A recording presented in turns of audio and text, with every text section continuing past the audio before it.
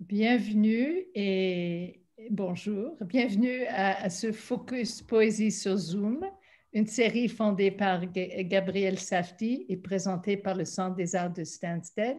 Comme je pense que vous savez tous, je m'appelle Shelley Pomerance et c'est avec grand plaisir que je vous souhaite à vous, la crème de la crème, la bienvenue. Vous savez déjà peut-être que la série se passe des fois en français, des fois en anglais, en alternant les deux langues. Aujourd'hui, la lecture sera en français. Les invités sont Flavia Garcia et Noémie Pomerleau-Cloutier. Dans quelques instants, je vous présenterai les deux poètes. Et tout d'abord, un mot de la programmatrice des événements en français de la série, c'est Diane Réjambal. Alors, bonjour tout le monde. Ça me fait plaisir de vous offrir un petit mot pour Flavia et Noémie. Je suis vraiment ravie, enchantée que toutes les deux aient accepté mon invitation à faire une lecture ensemble dans le cadre de ce Focus Poésie. Ce sont deux femmes très engagées et très généreuses, deux poètes questionnant les territoires, l'une du sud de l'Amérique, l'autre du nord. L'une chante aussi le tango merveilleusement, Flavia, questionnant ce sud-américain où elle est née, cette Argentine métissée qu'elle porte, dit-elle si bien, dans son sang. C'est aussi une traductrice, une poète dont on attend le prochain recueil qui sortira sous peu avec impatience, on l'attend vraiment avec impatience.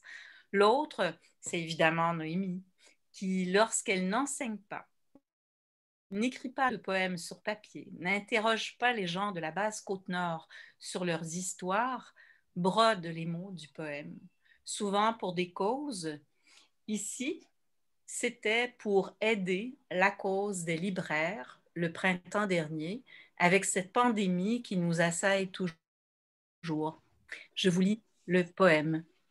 Asseoir, cœur d'argile et de résineux, dans le silence de la sphaigne et des vents hurlants. Alors voilà, donc j'ai voulu encourager Noémie et la cause des libraires, évidemment. Alors, je vous laisse avec Shelley qui va vous les présenter. Elles ont fait des livres magnifiques que j'ai ici et je vous souhaite de passer un agréable moment avec elles. Merci. Et merci beaucoup, Diane. Pour ceux parmi vous qui participent à cet événement pour la première fois, je ne sais pas s'il y en a, mais au cas où, et pour ceux qui sont récidivistes, et vous êtes plusieurs, c'est juste un petit rappel, je vous explique comment l'événement fonctionne. Pendant la lecture, tous les écrans et les caméras seront fermés, sauf ceux des poètes, pour nous permettre de vraiment se concentrer et écouter. Si vous avez des questions ou des commentaires pour les poètes, s'il vous plaît, les écrire dans la section chat. Et à la fin de l'événement, je poserai vos questions, s'il y en a, et les miennes aux poètes. Et à la toute fin de l'événement, on aura une petite pause et à ce moment-là, je vous demanderai d'ouvrir vos micros et vos caméras pour qu'on puisse se saluer et avoir une conversation un peu plus informelle. Mais ça, c'est après la lecture, après les questions et après. D'abord, quelques mots sur les poètes. Noémie Pomerleau-Cloutier est originaire de la Côte-Nord et habite Montréal. Elle est formatrice en alphabétisation populaire, citoyenne féministe et engagée. Elle s'implique, entre autres, pour l'accès à l'éducation à tout âge et dans les projets qui démocratisent la poésie. Elle a publié 2 recueils à la Peuplade, Brasser le varech en 2017, qui traite du deuil via la botanique, et La patience du lichen en mars 2021, qui s'intéresse aux liens entre territoire géographique et territoire intime en Basse-Côte-Nord. Et maintenant, Flavia Garcia, originaire de Buenos Aires. Flavia Garcia vit, enseigne, écrit et chante au Québec, où elle s'est établie il y a plus de 3 décennies. Détentrice d'une maîtrise en enseignement des langues de l'Université McGill, elle travaille comme professeure titulaire en francisation. Depuis 20 ans, elle se consacre parallèlement à la poésie et à la chanson en tant que poète, traductrice, parolière et interprète. En 2016, elle a publié Partir ou mourir un peu plus loin avec Mémoire d'Encrier. En 2021, Fouiller les décombres, toujours avec Mémoire d'Encrier.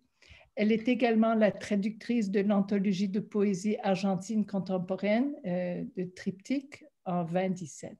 En 2019, elle sort son premier album, La Gente de mi ciudad, sous la direction du pianiste et compositeur José María Gianelli. Depuis 12 ans, elle anime avec Hugh Hazelton des soirées de poésie La Palabrava. Elle publie régulièrement des textes en traduction ou de son cru dans les revues Apostles, Estuaire et Exit, entre autres. En chanson ou en littérature, elle s'intéresse aux questions identitaires ainsi qu'aux enjeux sociaux de l'heure. Alors, je laisse la place au poète maintenant. Merci, Shelley. Merci. Alors, moi, ça me fait plaisir d'être accompagnée de vous tous et toutes. En cette année ensoleillée, vous auriez pu choisir de faire autre chose, mais vous êtes là pour la poésie. Alors, évidemment que ça fait chaud au cœur. Merci d'être là. Alors, moi, je vous ai préparé quelques extraits de mon premier recueil ainsi que quelques extraits de mon deuxième recueil. Je vais lire en premier des extraits de mon premier recueil. Donc, je ne sais pas si c'est nécessaire que je partage la couverture. Je peux peut-être tout simplement la montrer. Et pour le deuxième, je vais partager la couverture. Je vais aussi profiter, parce que ce soir, cet après-midi plutôt, j'ai la chance d'être accompagnée de lectrices de mes recueils, de premières lectrices. Alors, je veux quand même saluer Louise Dupré, qui a été la première lectrice de ce recueil, Partir ou mourir un peu plus loin. Et donc, merci Louise d'être là. Et je te dis merci du fond du cœur pour avoir accepté de lire ce recueil, donc à la première mouture. Et ensuite, je vais remercier les deux autres lectrices qui aussi sont là pour le deuxième recueil. Donc, je vais lire quelques poèmes du premier recueil. Peut-être aussi quelques mots du prologue, juste pour situer les poèmes. Je viens du sud de l'Amérique du Sud. Je porte le sud dans le sang, dans la voix, dans la mémoire. Le sud immense, dans ses plaines à perte de vue. Le sud dans le parfum des jacarandas au printemps, dans le fleuve, dans la musique. En faisant mes valises, j'ai peur, mais je dois partir. À 23 ans, je fais le grand saut et je me retrouve au Québec par une belle matinée glaciale du mois de décembre. Le ciel est d'un bleu intense, limpide, le froid mordant, les gens ont le sourire aux lèvres. Cependant, je peine à comprendre leur accent, leur diphtongue, leur vocabulaire. Moi, mon accent me trahit, j'accumule les gaffes linguistiques, j'ignore le sens de milliers de mots, mais j'apprends, je mémorise, je répète, je copie. J'y parviens à force de volonté, de renoncement, d'oubli. Ce livre de poèmes que je fais en silence pour mieux me comprendre, pour comprendre le sens de cette fuite, le sens de ce geste d'arrachement, s'écrit lentement dans l'ombre, couvre sous la cendre, me suit partout et finit par sortir de mon encrier. Ici, au rond-point des saisons, chaque mot ressasse son impuissance. Débris du corps à corps, dans mon crâne, la croix du sud brille de tous ses feux. Dans quel pli de ma peau se glissera le silence quand j'aurai dépassé la ligne de l'équateur? Je fouille l'ombre à la recherche d'un signe, je ne sais pas où surgira ma voix. Hier, c'était demain à la promesse absente. Un drapeau éclaire encore la demeure. La tête froide, je m'accroche à l'utopie. Il suffirait d'une larme pour ouvrir une volière vers d'autres jardins. Ma main tient fermement la poignée d'une valise, une seule, avec ma vie dedans. Tout est prêt. À peine puis-je respirer dans l'écho de mes pas. Pourquoi cette question plus lourde que le dépit? Mes doigts se délient pour toucher le cœur encore chaud du pays que je quitte. Derrière moi, mes origines, dans ma chair, la trajectoire des lucioles traverse le désir comme un geyser. Je ne suis plus de ce ciel où j'ai appris à nommer l'amour. Je pressens déjà l'espace étranger, la beauté de ces voyelles, ces mots imprécis qui ne vivent à moi qu'à moitié. Un jour, j'ai enfoui un secret dans la terre, j'y ai mis le feu. Devant moi, une langue immense, une barque prend le large. Maintenant, je respire la maison, au carreau de céramique rouge d'Espagne, l'allée de pétunia plantée par ma mère, son jardinet rempli d'enfants, le soleil sur les joues, son sein généreux et les prières qu'elle ne sait plus comment recoudre. Une ville aux accents familiers se pend à mon cou sans que je puisse m'en défendre. Une ville fantasme, tango, mélancolie et ce fleuve taché de brun où j'aurais pu disparaître comme tant d'autres. Je jette un regard vers mon image, se noyant près du quai. Dans mes draps blancs, comme la neige à venir, des pleurs invisibles aussitôt rangées dans un sac de voyage, trop étroit pour mes 20 ans.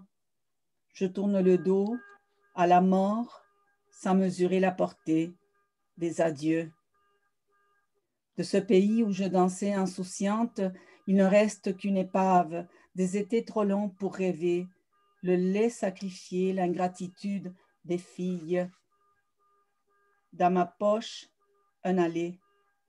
Je m'étends sous les jacarandas en fleurs, le parfum bleu, novembre, la ville déjà morcelée dans ma mémoire. Je me tiens droite, les mains vidées de printemps. L'équilibre est fragile entre ce monde nouveau dont j'ignore les contours et le chagrin de ceux qui ne voient que folie dans mon geste. Si mon élan se brise, il faudra que je porte mon regard plus loin que mes yeux. Je défile en jeu noir, la faille d'un ciel qui pourrait être un fleuve. Quelques ancêtres me regardent, d'un œil ébahi, leur siècle de famine m'atteint, figés et fiers.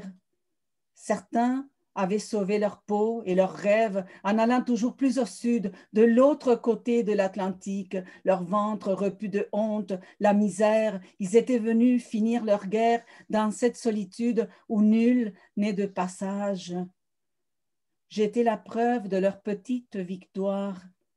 Je trahis leur combat, leur sacrifice, leurs larmes. Je mets à sac, à froid, la terre où je suis née. Je ne sais plus épeler le mot desertor. Merci. Bravo, Flavia. Donc, Flavia et moi, on se connaît dans la vraie vie. On va tout révéler de comment tout à l'heure. Voilà. Alors, moi, je vais vous lire un extrait. Je vais partager la couverture. Ça ne sera pas long. Donc, de mon recueil, mon deuxième recueil qui s'intitule « La patience du lichen », qui traite de la population qui vit entre Kegaska et Blanc-Sablon, là où il n'y a pas de route. Donc, je vais vous lire des extraits de ce livre. Il y a certaines histoires qui sont très tragiques, donc j'avertis, il y a des sujets sensibles là-dedans. Donc, je vais y aller avec le prologue, puis ensuite, je vais commencer ma lecture. Je tiens à saluer aussi la présence de mon mentor, Jonathan Lamy, qui est ici, sans qui rien de toute l'aventure poétique de Brasser le Varech et de la patience du lichen n'aurait pu advenir. Donc, merci, thank you, Chinashkumitin, Jonathan. Donc, toute mon enfance, j'ai été ballottée d'une région à l'autre, d'un pays à l'autre. Adolescente et adulte, il semble que j'ai fait mien cet itinéraire, affronter la houle par la distance, chercher l'ancrage dans diverses migrations. Mon corps a été lâché sur les rives de granit de la côte nord, à presque 12 ans. Depuis, la route inachevée et son grand golfe ont exercé une fascination sur mon être, faisant écho au roulis secret que je portais et que je porte encore. À l'époque, la fin de cette route, c'était Havre-Saint-Pierre. Puis l'asphalte a atteint Natashquan. Quand la gravelle a touché Kegaska, il y avait longtemps que je ne vivais plus le long de la 138. Par contre, l'enracinement et ce qui ancre au territoire ont continué de m'habiter. L'errance aussi. Comment vit-on quand on voit large, quand on voit toujours plus loin devant soi jusqu'à ne plus voir d'humain? Où se trouve cet espace personnel dans lequel l'humain sait vivre intimement avec le lieu qu'il tient pour sien? Doit-on se fixer en un point ou doit-on toujours se mouvoir? Le voyage est-il une demeure? Un jour, ma fascination pour l'extrémité de la route a pu prendre bouche, yeux, visage, cœur, bras et corps. À plusieurs reprises, je suis allée au-delà de la 138 dans les villages de la Basse-Côte-Nord, de Kegaska à Blanc-Sablon, accessibles uniquement par le navire qui ravitaille chaque localité d'avril à février, le Bella des Gagnés, et par la motoneige et l'avion en hiver. Je me suis rendue là où le golfe Saint-Laurent est chemin, là où la route de neige sauve de l'isolement, là où l'immensité et l'intimité maillent le territoire. J'ai séjourné dans chacune de ces communautés, j'ai emprunté le chemin de la mémoire des coasters francophones, anglophones et inuits. Je me suis assise là, sur leur sol, au creux de leurs vagues, dans leur cuisine, pour écouter ces gens me raconter leur vie, plus saisissante encore que les paysages de leurs côtes. Là où le temps est large, je me suis ancrée, le temps d'une conversation, une enregistreuse captant toute la grandeur du territoire de l'intime. Aux confins du système routier, ces personnes découvertes, côtoyées, aimées, avec la valse de leurs ondoiements et de leurs amarrages, m'ont guidée vers cette côte intérieure que je chercherai toute ma vie. Alors, le livre est dédié aux coasters, c'est comme ça que les gens de la région s'appellent, ces êtres à la résistance et à la beauté de Lichen. Et il commence par une citation qui vient de « Comment va le monde avec toi » de Laure Morali. Nos mères nous ont appris à aimer avec des noms de bateaux. Alors, je vais commencer la lecture proprement dite. J'ignore ce que je viens chercher, je n'ai jamais réussi à poser mes pieds, le sol est toujours meuble. Les bouts du monde où j'ai appris à fuir, peut-être un coin de mousse où me déposer dans les voies du territoire. Peut-être un mouillage pour mon plexus. Je voudrais pouvoir, comme eux, rester. Kegaska. Elle a grandi entre la rivière et la mer avec la charge des chiens. Le dimanche, quand l'eau était la route, la tablée de sa mère ne manquait jamais de chaises. Elle a mémorisé le miracle des conserves. Toute sa vie, elle a nourri les autres. Maintenant que les maisons viennent par les cailloux de la 138, elle rêve. Ses yeux forts me racontent un endroit où on prendrait soin des anciens jusqu'à la fin. Bella est allée en cale sèche au printemps. Une amie a repeint son lettrage. Je me sens en sécurité, portée par son œuvre. Il en existe peu comme elle à travailler sur un chantier naval. Or, tout au long des voyages, ce seront presque toujours les femmes qui me guideront, me nourriront, m'hébergeront. Je trouverai mes héroïnes, mes sœurs, mes tantes, mes mères et mes aïeules quelque part entre les vagues. Deux mains qui se joignent pour offrir, c'est une coque. Deux bras bienveillants qui s'ouvrent, c'est un port. C'est étrange. En anglais, les bateaux sont à peu près les seules choses inanimées qui ont un genre, le féminin. Je parlerai maintenant de Bella comme d'une femme pour le reste de ma vie. La Romaine. À tes 5 ans, ton père s'est perdu dans les glaces du bois. À tes 7 ans, le bacille rongeait les poumons de ta mère. 9 orphelins séparés au cœur de maisons inconnues ou chez la lointaine parenté. Déraciné une deuxième fois au pensionnat des Sœurs de la Charité, rien n'était gratuit. Tu travaillais à Noël, tu ne revenais que les étés. Partout, la sévérité te suivait, le seul emmitouflement, la nostalgie de la chaise berçante, la couverture grise de garde-feu, ta mère et toi. Il a fallu un demi-siècle pour que vous dériviez les uns vers les autres. Un trou oscillant, ça en fait de l'eau à écoper. Unamen Chipou. Sous l'abri du prospecteur, elle est assise, franche. Ses yeux de guerrière viennent du mot victime. 15 ans de sobriété, Une clairvoyance, elle évente les lésions anciennes qui refont surface dans la chair commune. Percer la paroi, le siège des genoux, le blasphème des paumes dites saintes. Dévoiler les sacrilèges des institutions, exiger les lever. Par le langage de la circonférence, elle libère le pouvoir de tout un village. Chevry. La vingtaine, il a troqué l'isolement de l'Est pour celui de l'Arctique. You see, North Canada was a tough place. I didn't know how to survive without trees. Les Inuits lui ont enseigné les coopératives, la langue de ce qui continue d'exister, les couleurs du blizzard, la touffeur des igloos, les grandes chasses aux phoques, l'élan de l'immense, le respect de la ténacité, les noirceurs du gouvernement. Il a écrit des cahiers sur sa vie. You see, we only had grade 7 here, so my spelling is too bad. L'orthographe importe peu quand les récits débordent du papier.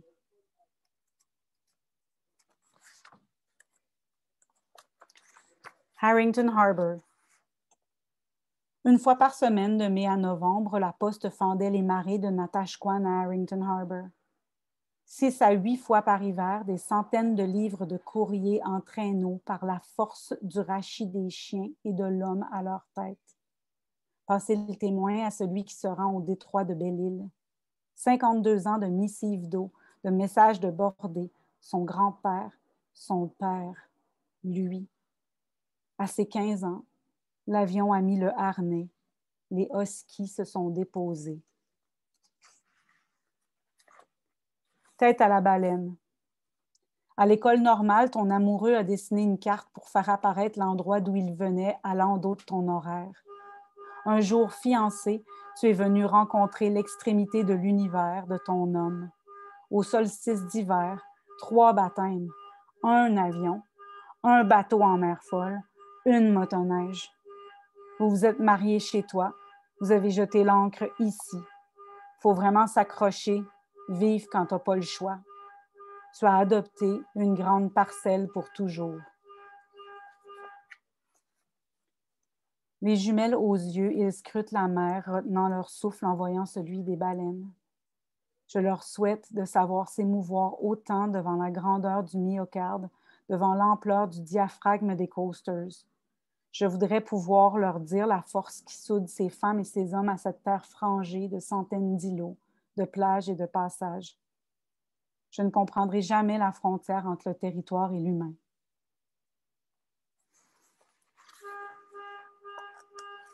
Alors, clairement, moi, je ne sais pas si vous entendez, mais je ne suis pas au bout de la route. Il y a un système d'alarme dans la rue qui part. Voilà. Alors, Flavia.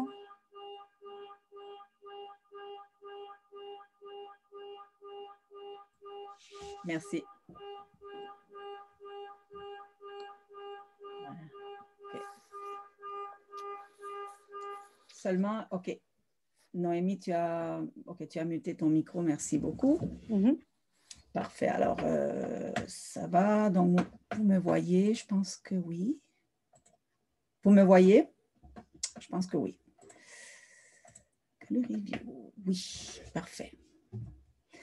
Bien, donc moi je vais vous lire maintenant des extraits de mon deuxième recueil qui va sortir dans 15 jours chez Mémoire d'Encrier toujours. Et je dis vraiment un gros merci à Mémoire d'Encrier parce que vraiment, c'est un livre Mémoire d'Encrier. Vous allez comprendre pourquoi. Je vais vous partager la couverture.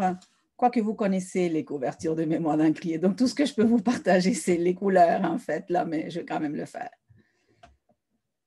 Les couleurs, donc, ça va avoir l'air de ça. Voilà. C'est la couverture. Et voilà, je vais maintenant l'arrêter. Je vais vous lire le prologue et ensuite les poèmes.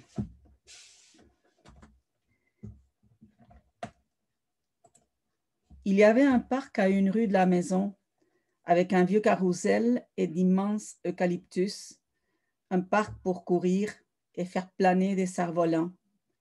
J'aimais beaucoup y aller, jouer au foot avec les garçons ou m'étendre sur l'herbe, regarder le ciel. Quand j'ai eu 12 ans, tout a basculé. Interdiction de se promener dans la rue, de marcher jusqu'à l'école. Buenos Aires, d'habitude enjouée, irrévérencieuse, foisonnante, était devenue une ville assiégée. La peur rampait sur les trottoirs. On voyait des chars d'assaut sur les grands boulevards, des hélicoptères et des avions sillonnaient le ciel. J'étais curieuse et rebelle, un peu à la manière de la petite Mafalda. Parfois au souper, on disait que le fils d'un tel avait disparu, que la fille d'une telle avait dû sauter par la fenêtre de la faculté de droit pour échapper à une razzia. Ma mère changeait vite de sujet. Quand j'ai eu 14 ans, elle m'a laissée aller toute seule au centre-ville. Un aller-retour minuté à l'Alliance française sur la rue Cordoba, une dizaine de rues au nord de l'avenue de Mai, suffisamment loin de la place où les mères, traitées injustement de folles, faisaient leur ronde tous les jeudis. J'apprenais les mots liberté, droit, révolution en langue française. J'ai tourné la page en 1989, à mon arrivée à Montréal. Je ne voulais pas entendre parler de cette époque ni savoir ce qui s'était passé. Je refusais de plonger dans l'horreur. Je voulais laisser le passé là où il était. Oublié, jusqu'au jour où une poète argentine invitée au Festival international de la poésie de Trois-Rivières m'a fait cadeau d'un livre, Palabra Viva.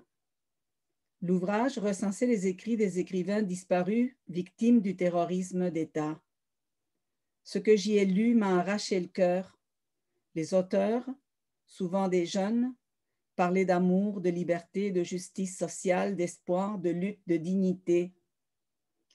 Mon histoire me rattrapait.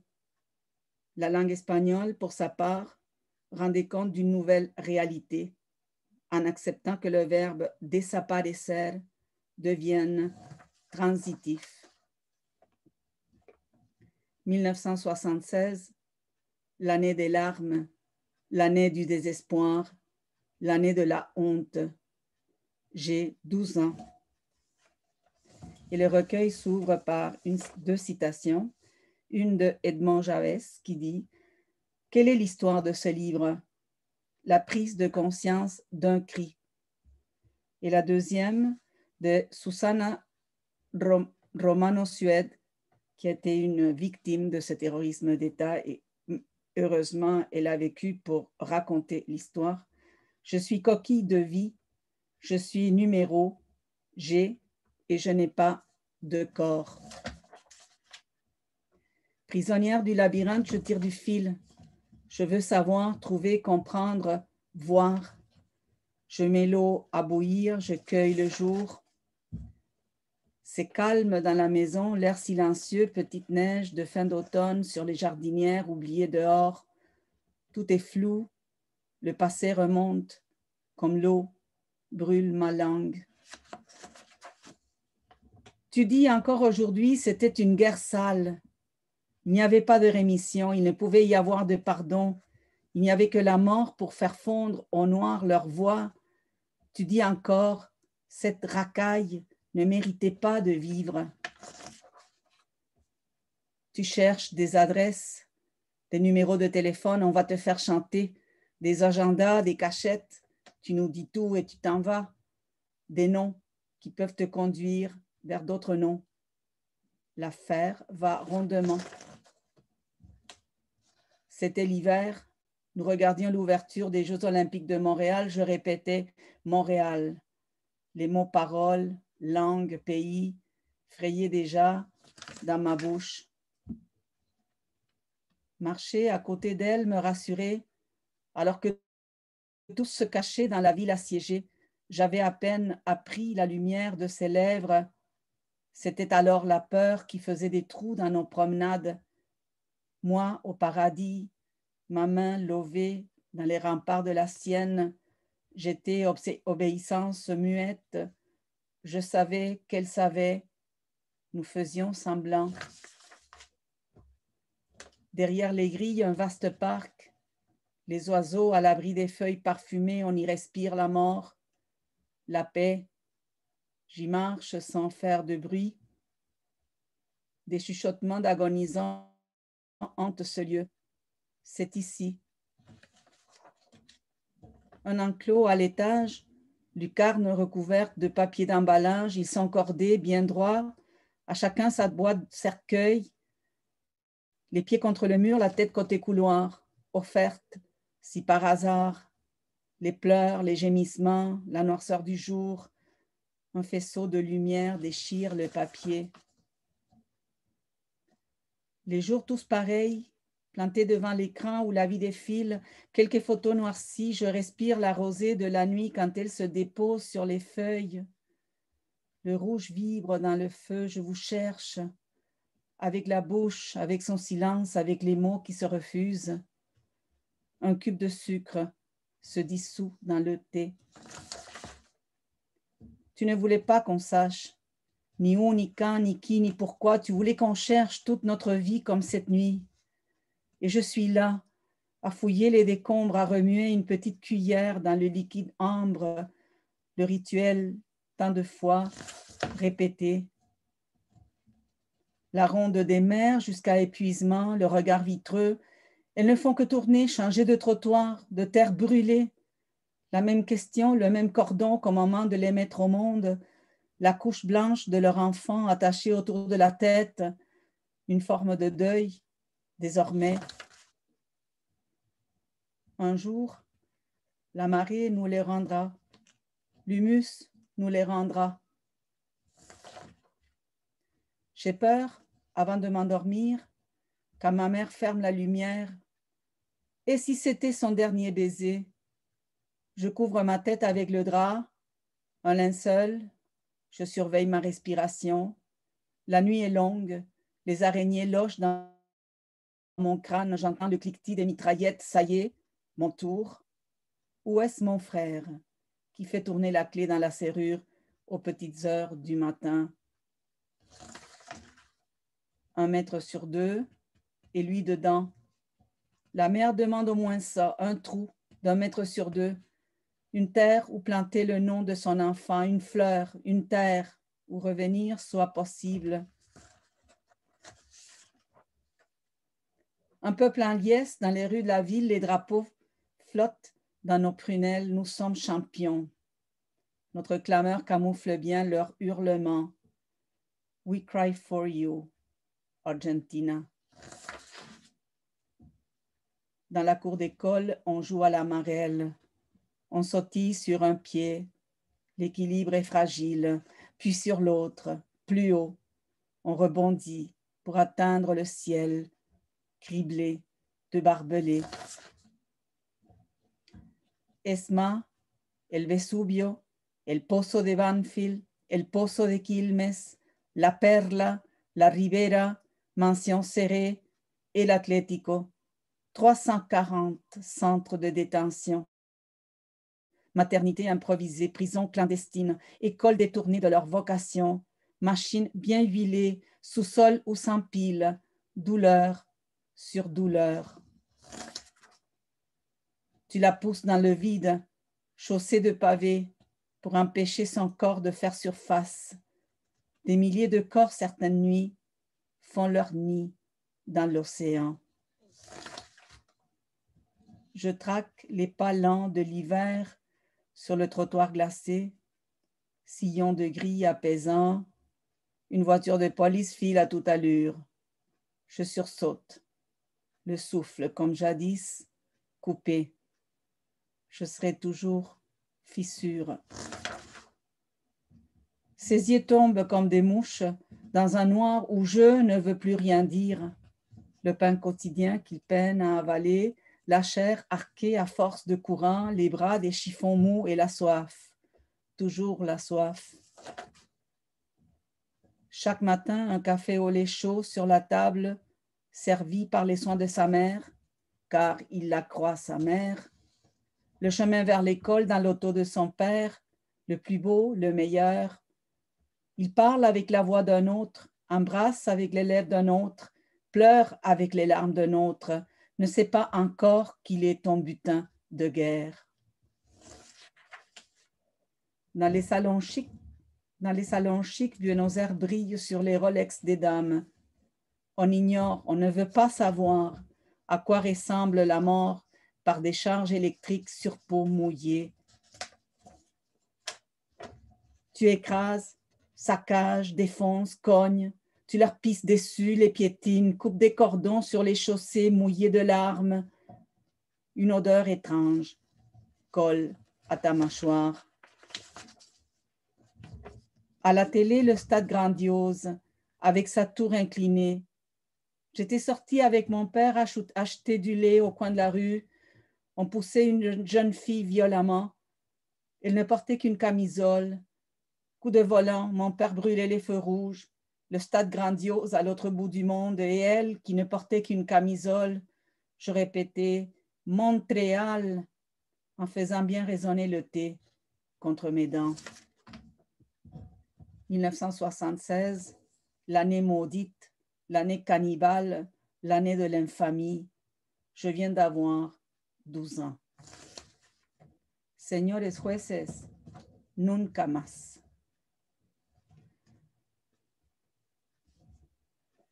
Merci.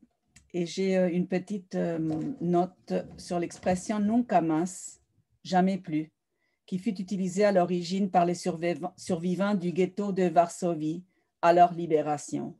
Elle fut proposée par le rabbin Meyer, seul étranger ayant participé à la rédaction du rapport de la commission d'enquête CONADEP chargée d'investiguer les crimes commis par les militaires pendant la dictature. En 1985, le procureur Julio César Estracera, responsable de la mise en accusation des juntes militaires, termina sa plaidoirie en s'exclamant « Señores jueces, nunca más ».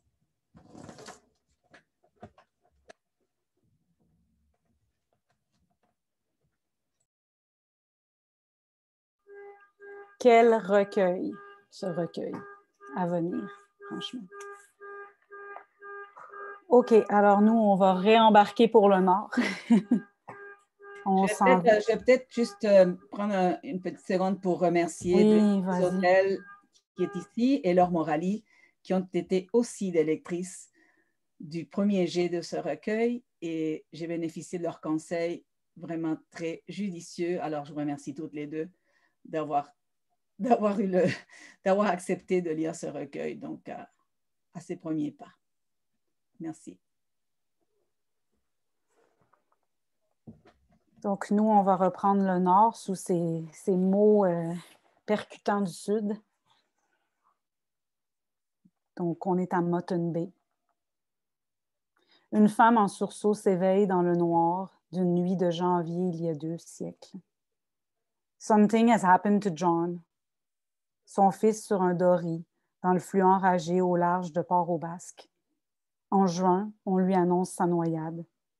Il n'y a pas que les sirènes qui chantent. Les morts aussi.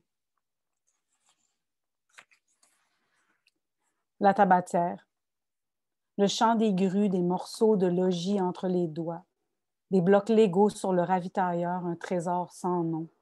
Pour garder nos vieux sur place, vous leur construisez doucement des maisons de retraite qui viennent de l'eau, comme vos cabines, tanguaient entre la côte et les îles.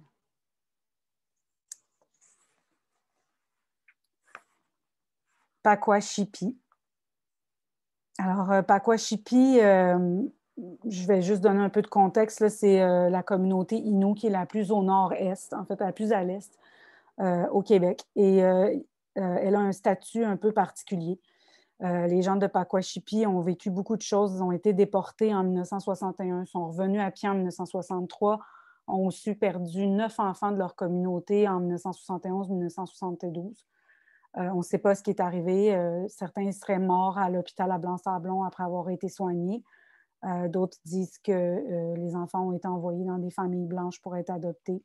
Je pense qu'on ne saura jamais vraiment ce qui s'est passé. Donc voilà, alors je vous lis un poème de Pakwashipi. Le prêtre avait donné l'ordre et il a fallu descendre à la cale. Les animaux, la noirceur, la nourriture au bout d'une corde, la déportation. La nuit arrive, les barques ne tiennent pas leurs promesses. Le seul réconfort, marcher sur le précieux sable conservé dans nos poches. Pour retrouver la terre, vous avez pris vos mains comme encre. Ensemble, pour mieux garder le territoire vivant de force. Sainte-Augustine. Au nord de l'isolement, au mi-temps de l'urgence, il veille sur la vastitude. Il a testé toutes les textures de neige, il a recousu des plaies au fil à pêche, il a brisé la glace pour libérer le corps d'un ami. De sa voix de duvet, il décortique la sagesse du terrain pour en redonner les fruits. La déférence est entière. The land, you gotta respect it. Don't take advantage of it. Don't take it for granted. Mother Nature is the boss and she will show you. Il a éprouvé les pièges de la splendeur. Old Fort. La cloche sonne le chemin entre l'école et la maison. Tu n'atteins pas la porte toute ta vie dans une chaloupe pour l'été insulaire. Une pyramide précieuse prend le large. Matelas, chaises, fenêtres, chiens d'attelage et une myriade d'enfants ne sachant pas nager. The smell of the salt water. La berceuse de ton enfance. Adulte, tu files chaque avril par le bleu du ciel pour la douceur des eaux des pourvoiries. Mais tu n'oublies pas le sel. La transhumance reste le mode d'emploi d'une vie. St. Paul's River. Alors, le poème que je vais lire ici, il est dédié à Nori. Nori, c'est la femme qui m'a raconté cette histoire. La plupart des histoires restent anonymes, mais celle-là, je veux la saluer parce que Nori est décédée le 12 décembre d'un long combat avec le cancer. Et c'était une femme qui était très, très aimée à St. Paul's River. Donc, ça, c'est l'histoire de quand elle a accouché et de son grand-père qui venait au même hôpital. L'autre côté de la frontière provinciale, dans le même hôpital où tu attends de donner la vie, ton grand-père vient de mourir. I am glad that you are here. We are here together. Sa voix, un relent d'enfance. Ses yeux se fermeront avant que ceux de ton fils ne posent leur premier regard sur le détroit qui vous isole de votre terre. Donc, c'était pour Nori. Bras d'or. Il est allé 2 jours à l'école, mais c'est la science du phoque, l'architecture navale, la naissance des logis, la chaleur des pots trapés. Il a connu le quai marchand, le prix de revente de la farine, les barils de maquereaux salés, le goût des fruits d'été dans les pots des mois qui s'étirent. Il s'est taillé au couteau une longue vie, un regard de petit garçon. Il a compris que la contrebande garde jeune.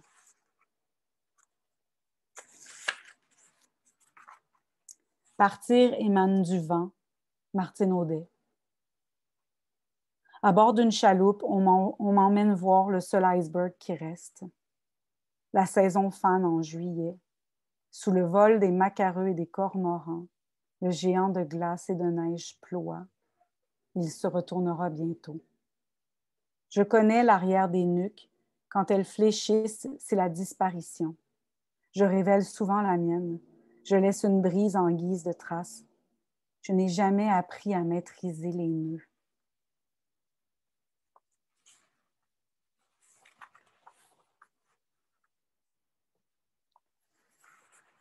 Blanc-Sablon. À la pharmacie, tes dossiers ont des visages et des noms.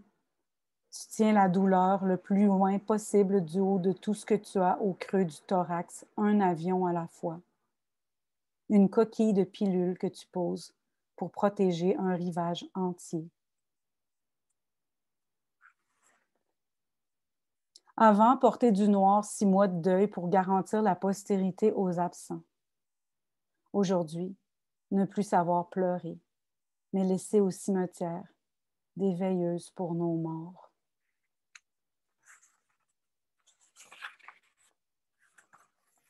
La route à finir. Dans les villes, le tapage des politiciens, de nouveaux ponts pour les tonnes de voitures. Dans vos communautés, invisibles sur leurs cartes, vous aimeriez seulement connecter les miettes d'asphalte. Une maille à l'endroit, une maille à l'envers. tout le monde ensemble. Un chalut de garnottes pour finir les 400 kilomètres qui endigueront l'épuisement.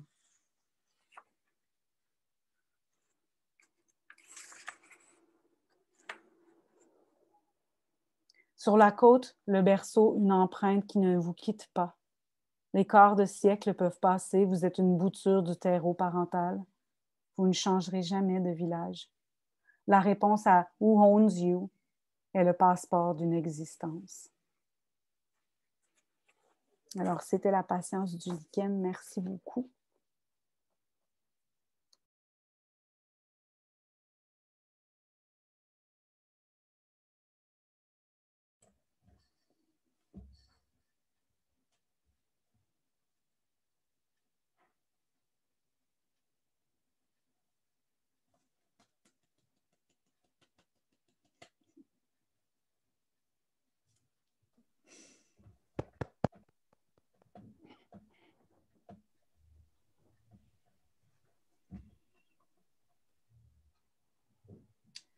Est-ce que Chélie est là? Elle est là, c'est ça. Parce que, je pensais que Flavia revenait. Flavia, non, ça va, on a inversé. On a inversé. OK. C'est très bien, merci.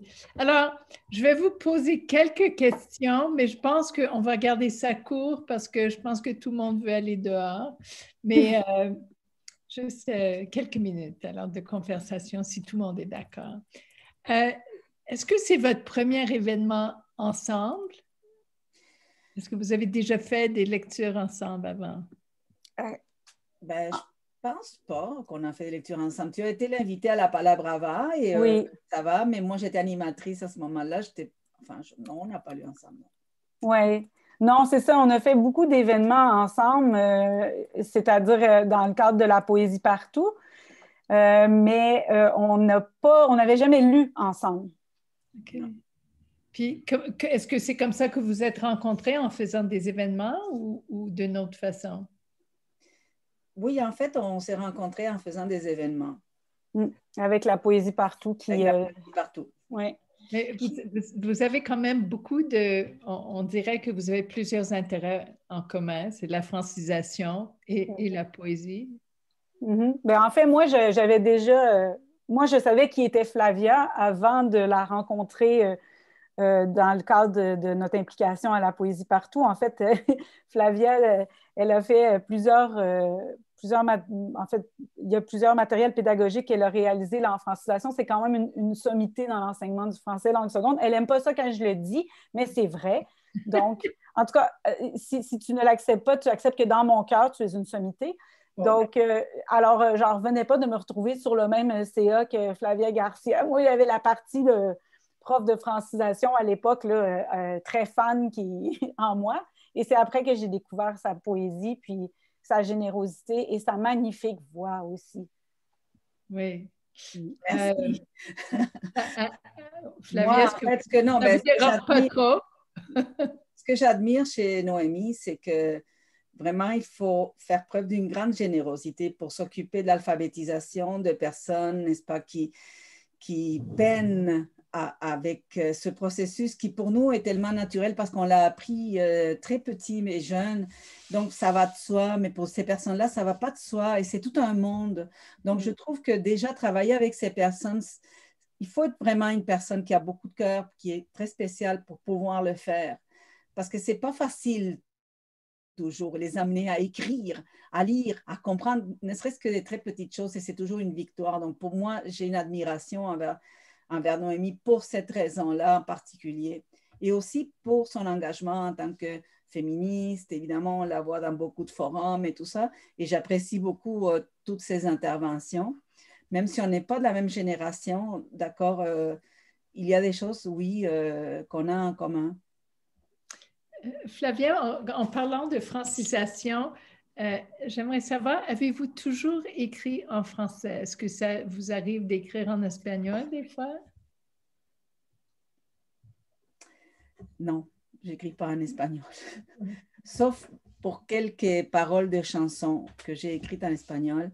En fait, ma poésie, c'est en français parce que le français me donne cette intimité que je me suis créée justement à partir de l'âge de 12 ans, quand j'ai décidé que moi, c'était le français, c'était moi.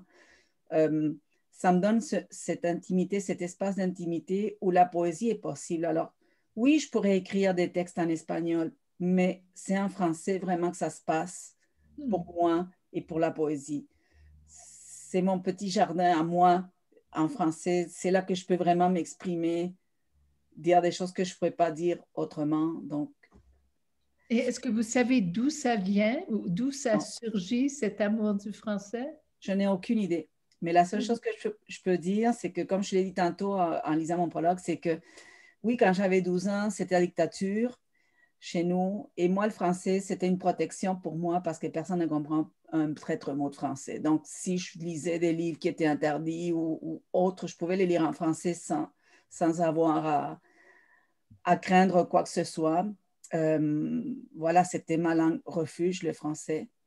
Et je crois que c'est toujours comme ça pour moi dans mon cœur, le français. C'est tout. Je ne sais pas d'où ça vient. À 12 ans, j'ai dit à ma mère, je veux étudier le français, je veux l'enseigner. Et ma mère m'a dit, oui, tu vas le faire, à condition que tu étudies l'anglais d'abord. J'ai dit, OK, je vais le faire. Sauf que j'ai séché absolument tous mes cours d'anglais et jamais j'ai séché un cours de français. Alors finalement, ma mère, quand elle a appris la petite... la chose, ben, elle a dit, bon, ça ne se peut pas. J'ai dit, OK, je te donne l'italien. OK, je vais apprendre l'italien. Et à la place de l'anglais. Je n'avais jamais voulu apprendre l'anglais. Et par la suite, il y a eu la guerre des Malvines en Argentine. Évidemment, je me suis placée du côté, je ne me suis jamais placée du côté de l'anglais à cause de cette question-là, ce qui pour nous, OK, était quand même importante. Donc, l'anglais, je l'ai appris à Montréal, par osmose. Okay. Voilà. Je vais vous revenir un peu plus tard, Flavia, mais Noémie, pourrez-vous nous parler de l'attrait pour vous des coasters, comme on les appelle? Qu'est-ce qui vous attire en particulier chez ces gens-là et dans ce paysage? Ben, en fait, c'était vraiment de savoir, au début, c'était vraiment de savoir comment on vivait là où il n'y avait pas de route. Tu sais, on est quand même assez connectés. Puis quand tout le monde maintenant, bon, il y a la route, il y a les technologies. Puis quand le projet a commencé, à ce moment-là, même en Basse-Côte-Nord, il n'y avait pas Internet haute vitesse. Ça vient d'arriver, là. Les derniers villages ont été connectés, je crois, à l'automne dernier. Puis moi, ça, je trouvais ça précieux, arriver sur un territoire où tu ne pouvais jamais être rejointe. Donc, juste peut-être le soir à l'hôtel, tu pouvais avoir accès à Internet, mais que ton cellulaire ne fonctionne pas, ton Internet ne fonctionne pas. Mais bon, maintenant, ils ont ça aussi comme connexion. Mais je voulais savoir comment on vivait ça, puis c'était quoi, mettons, la relation entre ces gens-là et le golfe Saint-Laurent, qui, moi, est vraiment présent dans mon imaginaire. Ben, l'estuaire, dans mon cas. Puis après, ben, c'est devenu une fascination. En fait, dès que je suis allée, c'est des gens qui ont une très grande générosité. Tu ne pourras jamais avoir des problèmes en Basse-Côte-Nord. En fait, en a, là, ça peut arriver, mais ça va se régler tout de suite. Ou en tout cas, ça va se régler d'une certaine façon. Les gens sont toujours là pour t'aider. Ils sont là les uns pour les autres. C'est sûr qu'il y a des désavantages. Ce sont des petits endroits, tout le monde sait tout. Tout se raconte. J'ai une anecdote par rapport à ça. Juste pour montrer à quel point les choses vont vite, là, le téléphone Coasters est rapide. Le jour du lancement de mon livre, j'ai quelqu'un de St. Paul's River qui m'a appelé pour me féliciter parce qu'il parlait de mon livre à la radio à Blanc-Sablon. Mais en même temps, il s'est mis à me parler de personnes qui auraient été braconnées du caribou, puis que telle personne que moi je connais, il faudrait que je l'avertisse que les gens disaient qu'elle avait braconné alors que ce n'était pas du braconnage, là. Donc, bref, de l'avertir parce qu'il faudrait qu'il fasse attention parce que le monde parlait. J'étais même pas sur la Basse-Côte-Nord et j'étais déjà au courant de toutes ces affaires-là. Donc, c'est sûr qu'il y a ça des avantages, mais c'est des gens qui aussi, les plus vieilles générations, disons, ont appris à tout faire pour survivre avant l'âge de 11 ou 12 ans. Donc, souvent, ils partaient même très tôt à l'école. Là, les gens de la Côte-Nord partent tôt pour aller faire des études en ville, là, en général, mais eux autres, c'était 13 ans, là, pouvaient être partis. Donc, c'est ça. C'est leur résilience aussi. Il faut vraiment avoir, comme on dit, une tête de cochon pour décider de rester dans un endroit comme ça qui n'a pas la route, mais qui est aussi un peu aride, là, avec la météo n'est pas nécessairement facile et tout. Ils sont fascinants. Et ce sont de très, très bons conteurs et conteuses. Donc, dans les 3 communautés. Ah oui, les anglophones, les francophones et les Inuits. Ils partagent tous une certaine, tous et toutes une certaine culture de l'oralité qu'on a perdue, je pense, ailleurs. Il y a encore des histoires qui se racontent beaucoup. Il y a un peu quasiment de magie sur le territoire, là. Ouais. Merci. Flavia, vous en avez parlé dans votre prologue, que vous avez lu un livre, un recueil de poèmes de quelqu'un qui parlait de ce qui est arrivé en Argentine, ce que vous ne vouliez pas savoir avant. En arrivant ici à Montréal, vous ne vouliez plus. Alors, qu'est-ce qui a fait le déclic? Évidemment, c'est ce livre, mais comment ça se fait que là, vous étiez prête à l'entendre et à écrire là-dessus? Je crois que c'est la faute de la poésie. La poésie ouvre des vannes parfois, ouvre certains espaces pour nous, des espaces douloureux.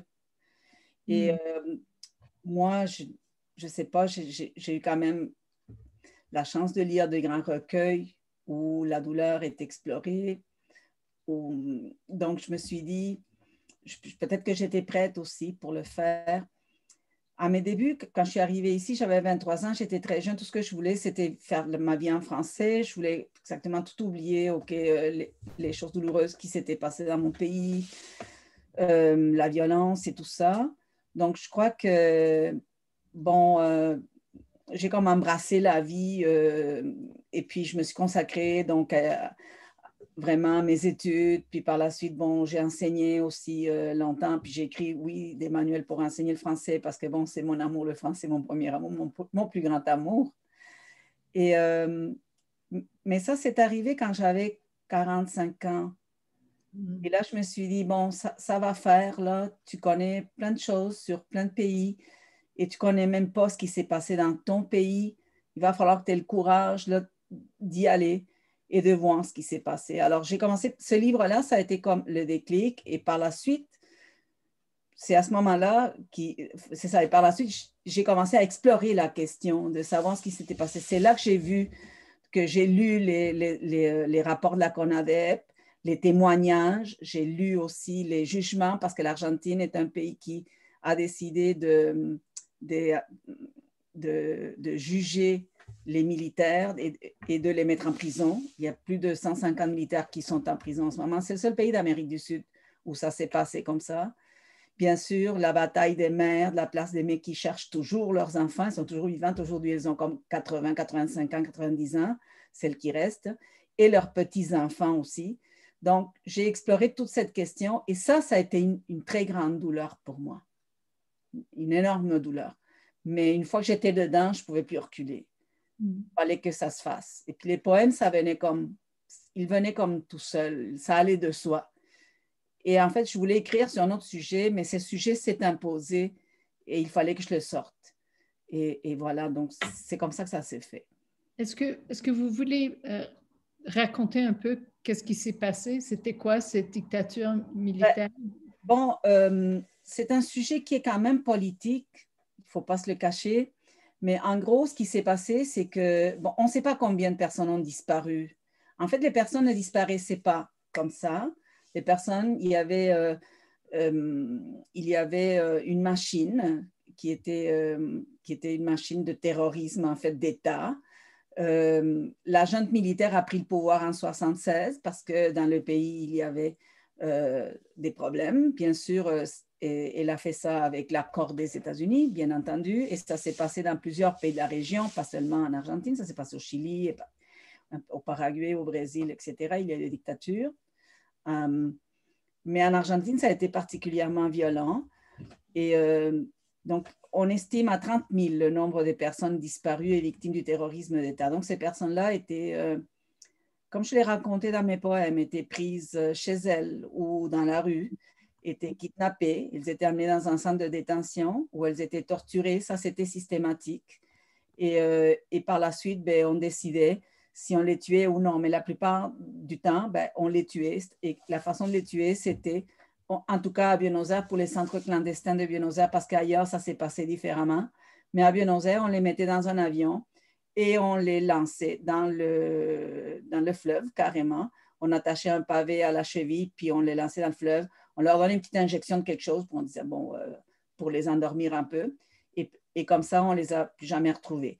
Ailleurs au pays, il y a eu aussi des centres clandestins, pas seulement à Buenos Aires.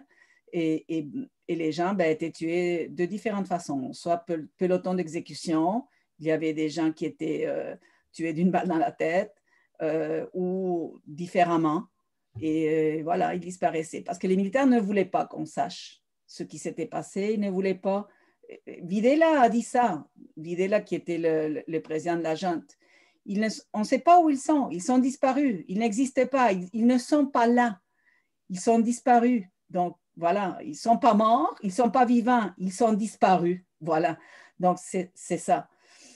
Bon, nous, on a vécu avec cette chose, donc pendant toute la dictature, moi, toute la dictature, j'étais jeune, bien sûr, puis bon, la peur était palpable, je veux dire, on ne pouvait rien faire, on avait très peur, et puis nos parents essayaient de nous protéger, bien sûr, de cette chose, parce qu'on ne savait pas qui pouvait disparaître. On entendait que quelqu'un avait disparu, mais pourquoi? Mais on ne savait pas pourquoi. Jamais on nous a donné des raisons. Et même par les procès, d'accord, qu'il y a eu, les militaires n'ont pas donné de raison de ça. Bien sûr, c'était des militants, c'était souvent des jeunes militants qui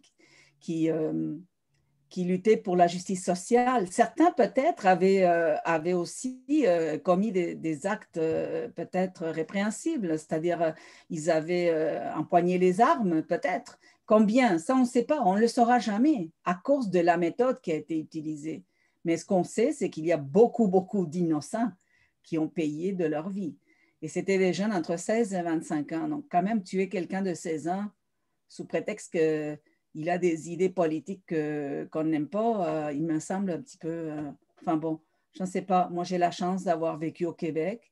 Et au Québec, j'ai appris c'est quoi, je ne sais pas, une démocratie, c'est quoi des droits, c'est quoi beaucoup de choses. Et je suis très heureuse donc d'avoir vécu ici, d'avoir la chance de vivre ici. Merci, merci beaucoup. Je ne sais pas s'il y a des gens dans le public qui veulent poser des questions. Je n'ai pas vu passer des questions, j'ai cherché un petit peu, mais je pense qu'on va peut-être finir ici puis ouvrir un peu la conversation. Je vais juste remercier les gens qui organisent cet événement.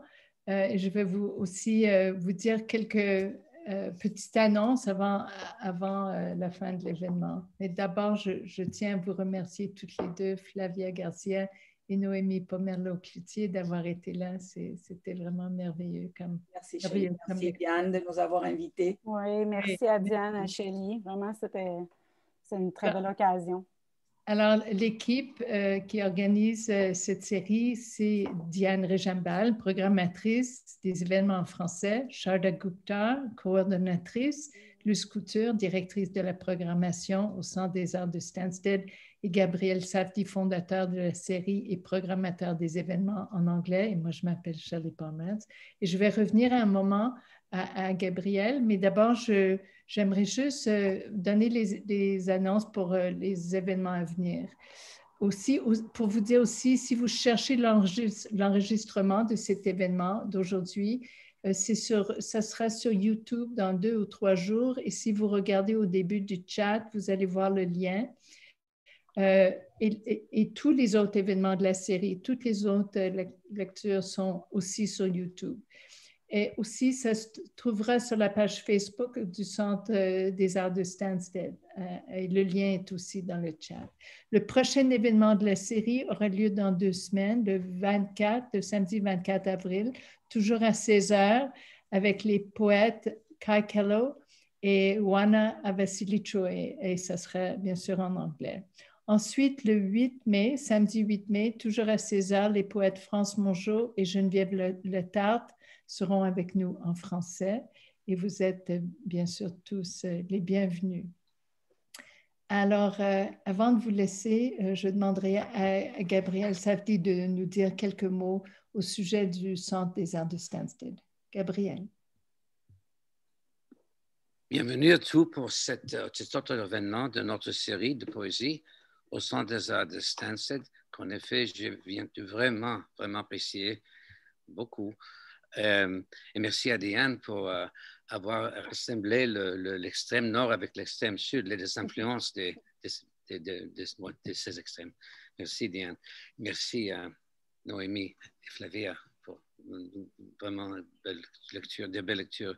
Et le Centre des Arts de Stansted est un organisme à but non lucratif basé à Stansted, dans les cantons de l'Est. Notre mission est de promouvoir les arts à la culture à Stansted, dans les arts et la culture à Stansted, vraiment, dans les cantons de l'Est et au-delà de la région. L'idée d'offrir une série de poésie nous était venue en réaction à l'arrêt de nos spectacles en salle pour cause de pandémie. Nous remercions sincèrement les poètes qui ont eu l'amabilité de participer gracieusement à l'enrichissement du Centre des Arts de Stansted, et sans qu'il n'aurait pas été possible de réaliser cette série. Nous sommes heureux de voir que maintenant, cette série de poésie s'est établie avec succès et a gagné en popularité. Nous sommes prêts à la reprendre une fois que notre programmation en salle aura recommencé. C'est temps, si possible, espérons.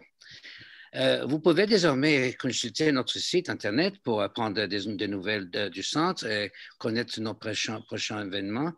Et entre-temps, nous sommes en processus de travail en vue d'assurer un soutien financier public et privé pour la construction du Théâtre sans frontières, aussi bien connu sous le nom de Border Theatre. Alors, merci. Shirley. Merci beaucoup, Gabriel. Alors, je vais juste remercier tout le monde, donc, chers auditeurs et spectateurs. Je souhaite à tout le monde un très bel après-midi de printemps.